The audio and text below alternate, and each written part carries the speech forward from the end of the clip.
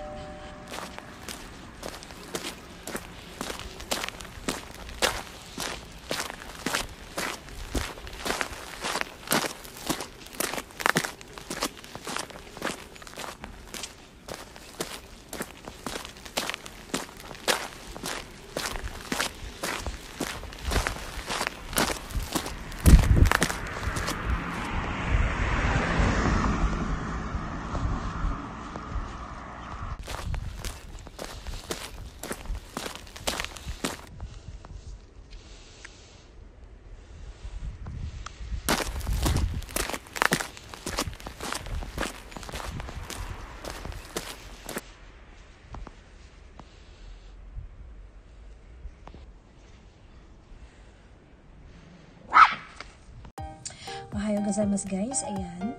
Today is Friday.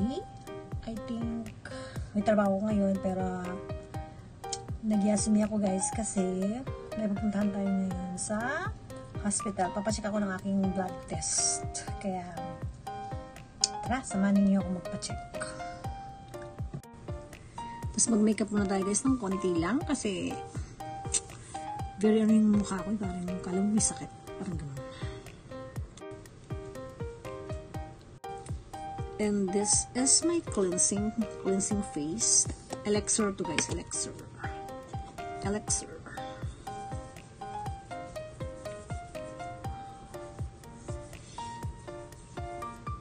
Moisturizing to guys, no? Nagpalit ako ng sweater kasi medyo malaki yung isang sweater ko guys. May chika ako no guys. Alam niyo ba guys? Minsan dun sa Instagram guys, basher ako no, minsan. Kasi syempre hindi naman lahat ng opinion mo puro maganda, di ba? Minsan lang tayo maging basher, di ba? E nag-comment ako dun kay Alex Gonzaga. Ayan, di ba?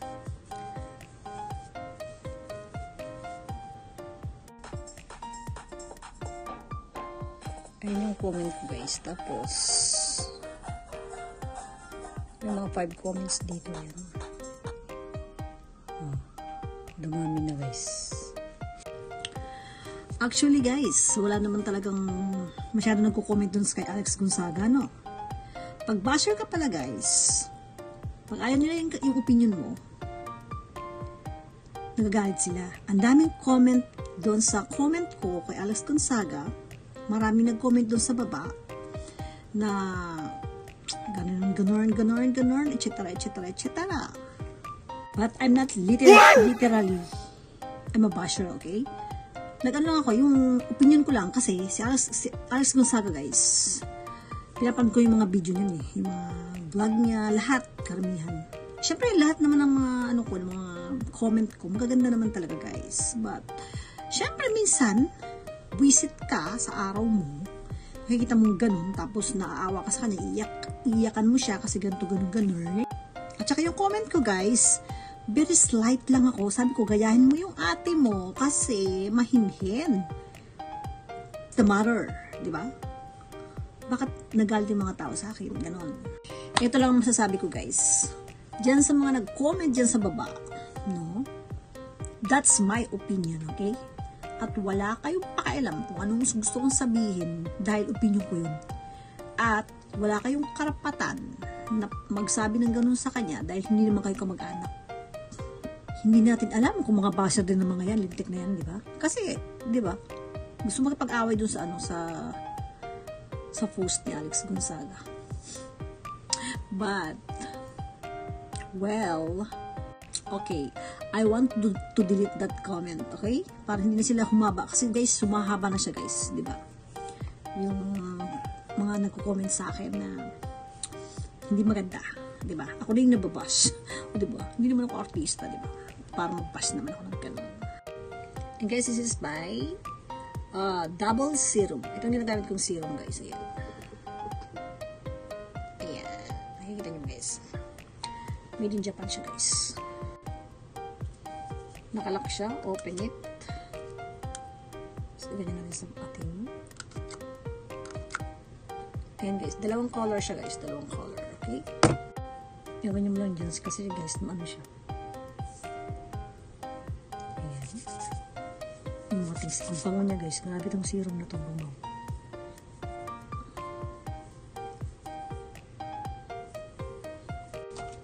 Then, my daily sunscreen from my sister. Mariel De Jesus, thank you so much, sister, sa ano, sana may pasalubong ka ulit sa akin. Nasa Pilipinas siyang ang kapatid ko, guys. Sana may pasalubong siya sa amin. I hope so.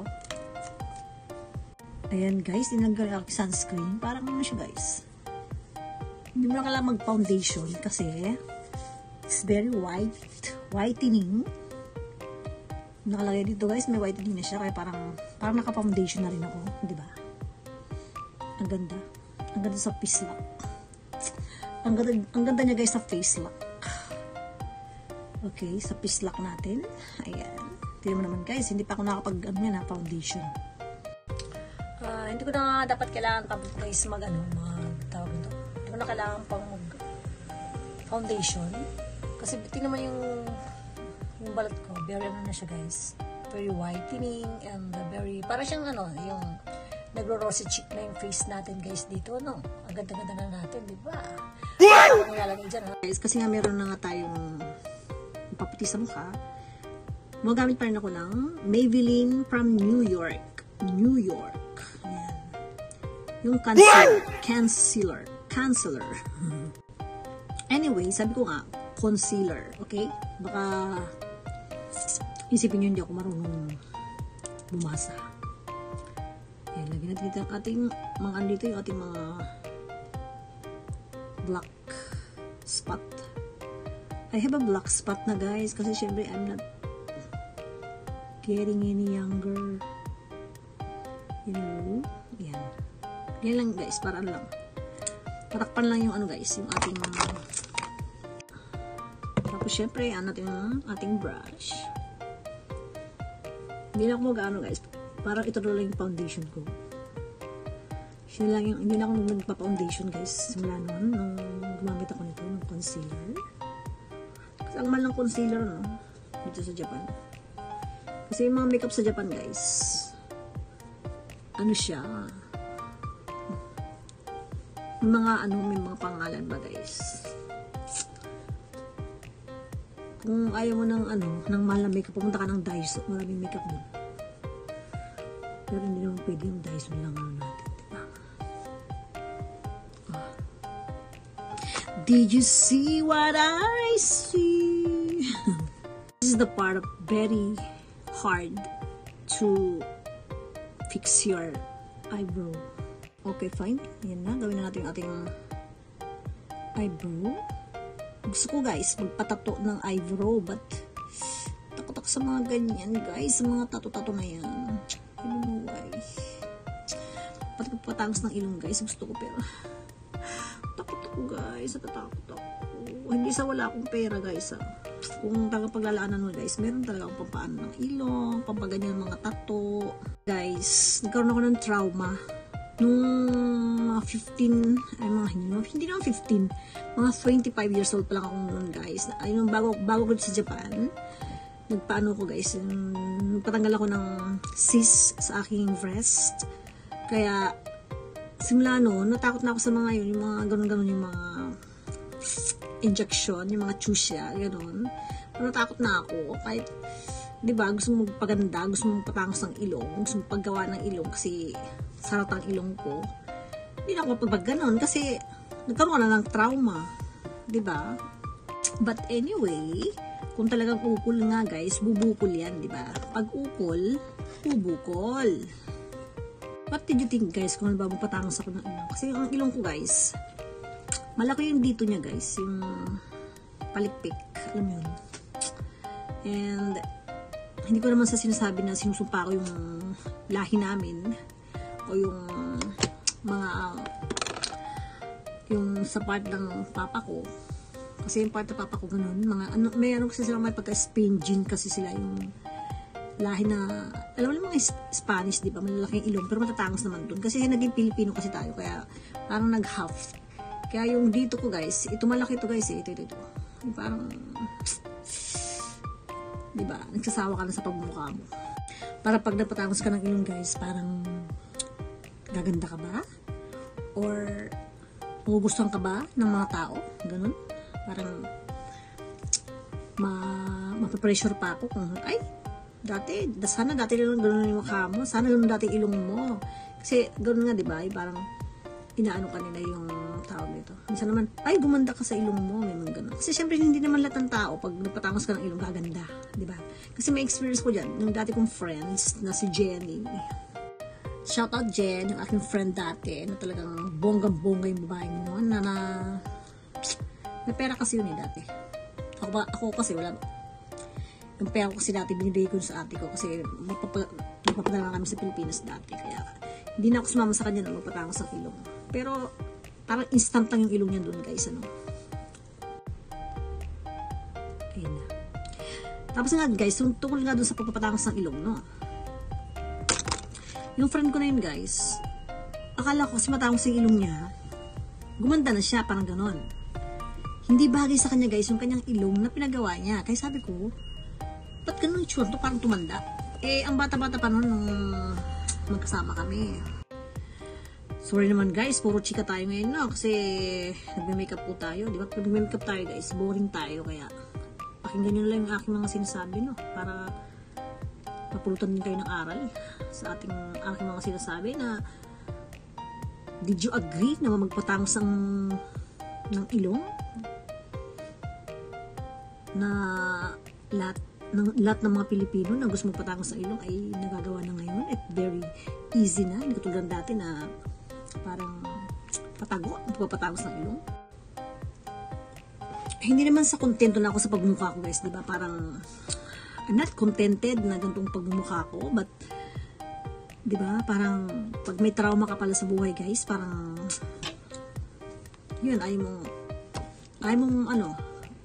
mong matrauma, di ba? Tapos minsan pag tsaka ang papatangos sa ilong kasi guys, hindi lang yan isang beses ano na yan, kailangan yan mini-maintenance mo yan, di ba? Kailangan pa-check ka pa dyan kung ano yung problema, kasi minsan nagkaka-cancer tayo dyan. Alam ba dyan si Michael Jackson, di ba? Ilang beses niyang binutas ang ilong niya, kung anong nilagis ng mga gamot sa mukha niya, kung anong inom niya, pampaputi, o di ba nagka-cancer at namatay ng maaga.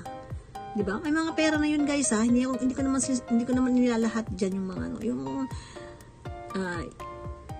ano kayo dyan, yung free kayong magpaan dyan ng mga face lock, yung mga face nose, yung mga panang ilong nyo dyan, magpatangos kayo ng ilong, wala akong pakialam, but pag kung ano bang nangyayari sa mga Pilipino natin ngayon na napapatangos na ng ilong, maybe because it's kakaroon ka ng confidence for yourself, but kahit naman wala kang confidence sa sarili mo guys, kung talagang wala kang confidence, di ba? Kahit maganda ka, wala ka namang confidence. No, iminay. Kumbaga sa sabi ng iminay, wala ring dahilan, di ba? Kaya, maging proud na lang tayo sa sarili natin kasi, lalo na ngayon guys, hindi ko kailangan yung magpatangos-tangos pa ng ilong, di ba? Yung gusto ko yung ng mga, natin dyan, mga dark spot, mga ganyan. Sa face, syempre, yan kasi yung natin eh. Hindi naman ako artista, pero, syempre, pag nakikita ka sa mga video, or mga ganyan, kailangan, yung confidence ka, di ba? But, in myself, guys, kahit ganito yung binigay sa akin ng mga magulang ko na mukha, I'm proud to myself, di ba? Kailangan, matuto kang mahalin mo yung sarili mo, di ba? Bago ka di ba? Kung hindi mo matanggap ang sarili mo, edi magpaganon ka. Okay? Parang dumilim siya guys, kasi parang ulan yata. Yung the weather is not good. I don't know why. Malagay tayo ng ating Forever MAC. Ayan, lagay tayo siya. Nabang chika natin na guys, pero bala ko kasi guys, nasabi ko kasi yan. Gusto ko magpatangos ng ilong. Sinabi ko rin yun sa anak ko. Pero, pag tumatanda ka na pala, yung parang why pa, diba? Kasi, guys, itong ating MAC lipstick. So, pag naglagay na ako, pero kanti ha. Ayan. Hindi ko sabi sa'yo ng lipstick, ano? Ayan. Malapit na tayo matapos.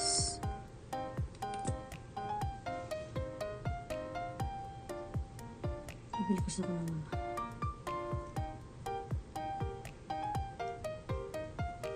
ayan.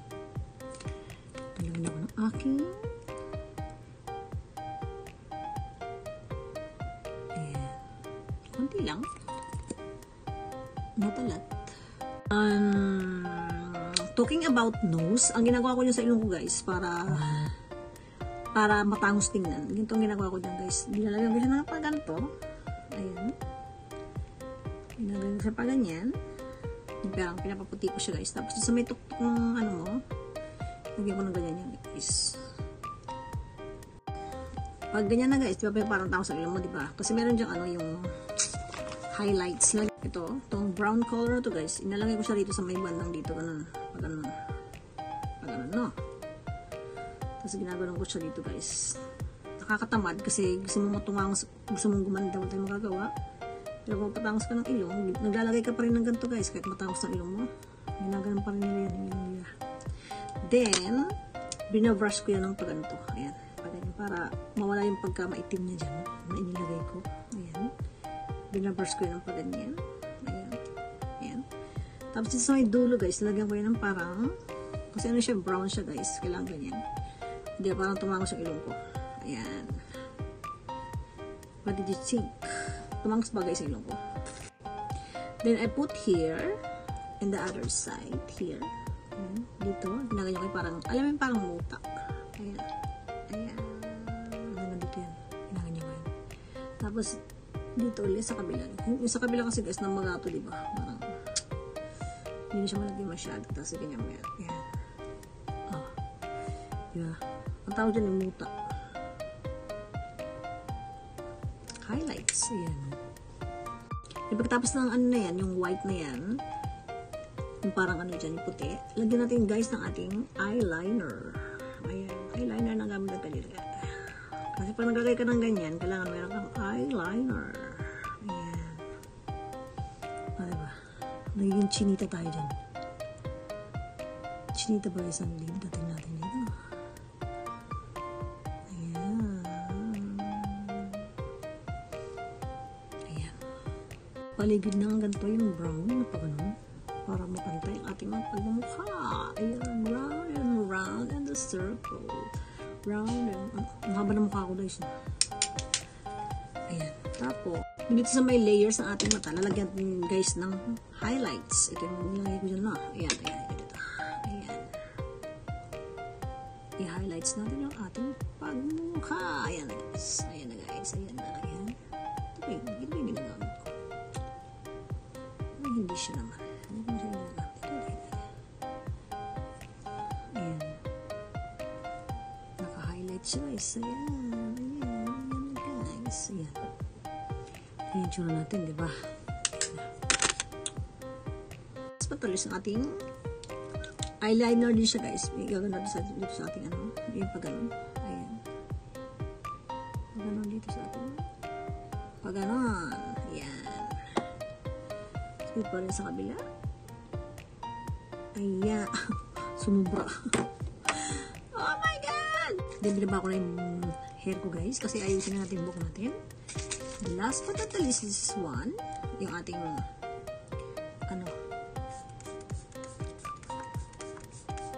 Ano to guys? Kasi ano to?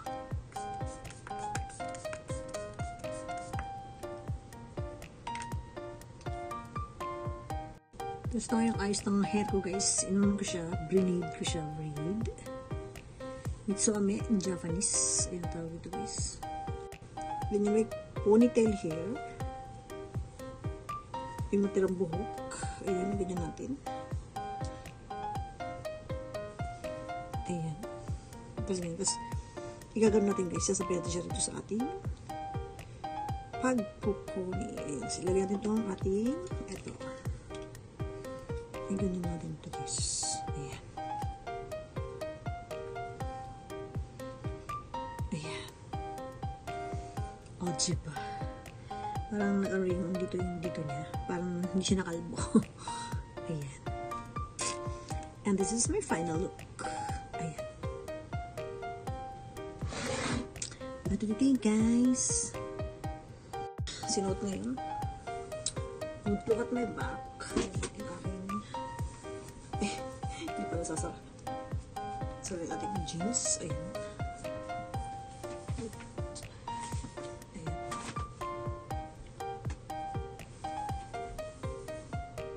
Ano guys, ito guys, yung ating gamiting jumbo. Today, ayan. Ayan lang, very simple lang guys ang ating outfit for today. Ayan. Ayan. Tara. Kasi tayo punta tayo sa hospital. A few moments later.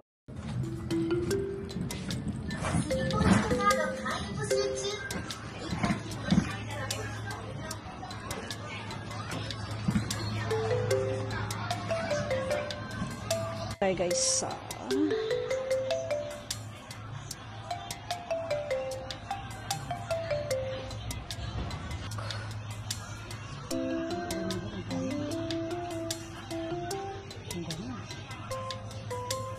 Pangkulay ko ng buko guys ay shell.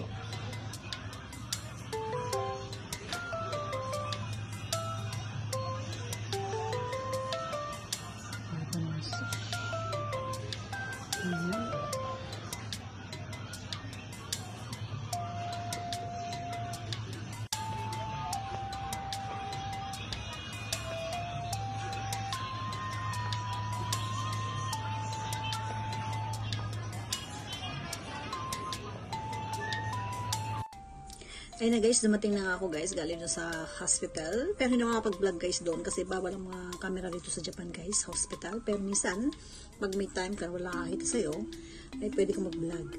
Kaya, nagpa-check lang tayo ng ating, ano guys, ng ating, yung ating,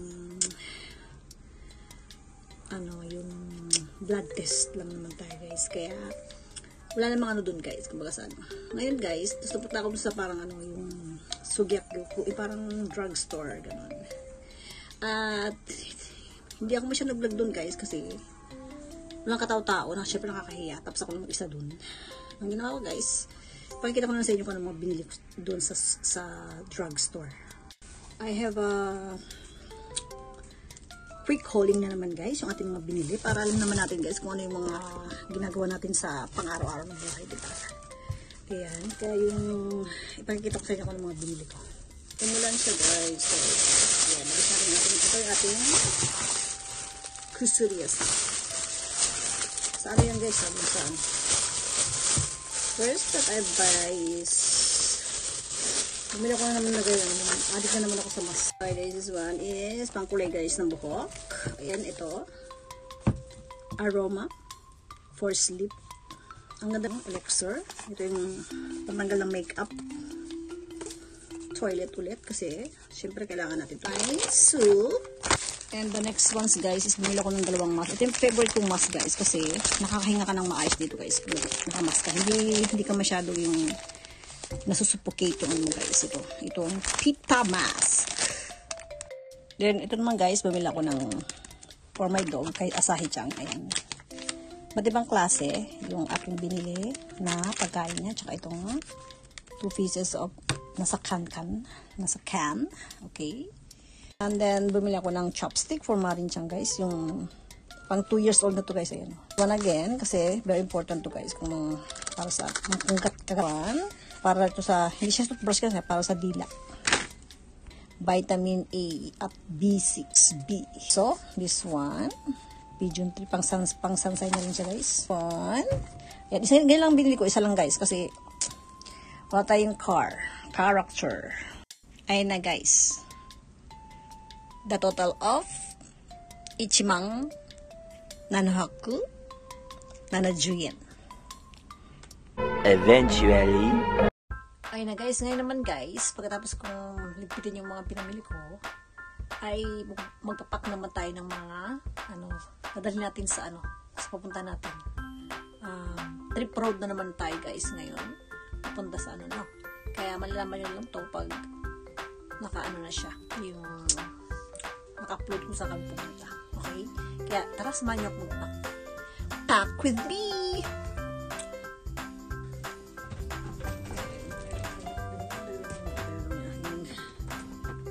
Gamitin sa ating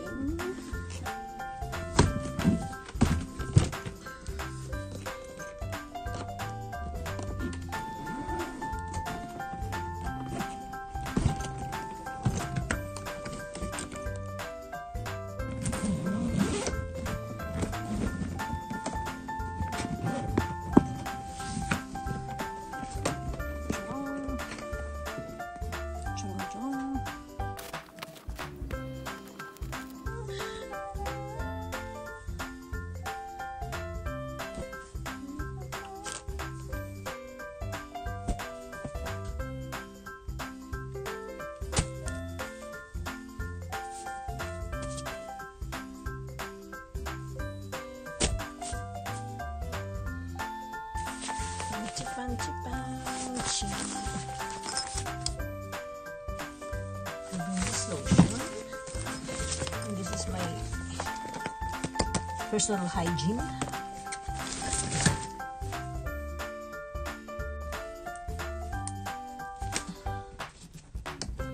That's it.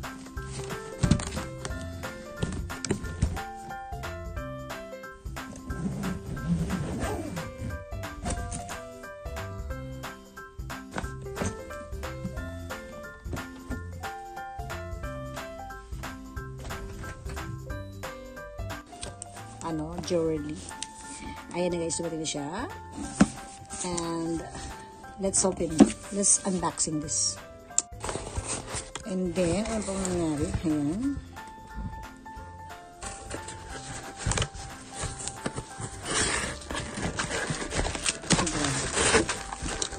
Ayan na guys. Hi Ma'am Gina, thank you so much. God bless you. Ayan na guys, buksan na po natin.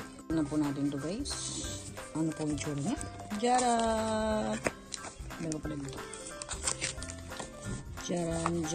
Jaran! Japan Gold by Allen. Sharan! Maliit pala siya. Grabing liit niya guys.